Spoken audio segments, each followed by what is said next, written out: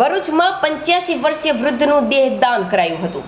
પટેલ પરિવારે સંકલ્પ ફાઉન્ડેશનના સહયોગથી અંતિમ ઈચ્છા મુજબ મેડિકલ અભ્યાસ માટે મૃતદેહ અર્પણ કર્યો હતો.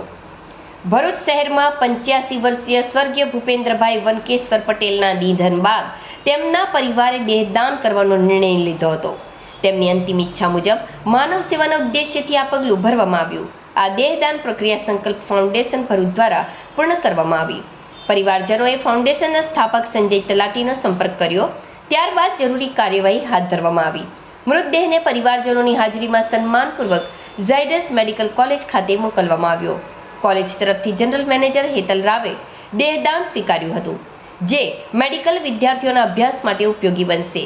સંકલ્પ ફાઉન્ડેશન દ્વારા અત્યાર સુધીમાં 1229 ચક્ષુદાન અને સંકલ્પ ફાઉન્ડેશન દ્વારા અત્યાર સુધીમાં 1229 ચક્ષુદાન અને 22 દેહદાન જેવી સેવાકીય પ્રવૃત્તિઓ સફળતાપૂર્વક કરવામાં આવી છે.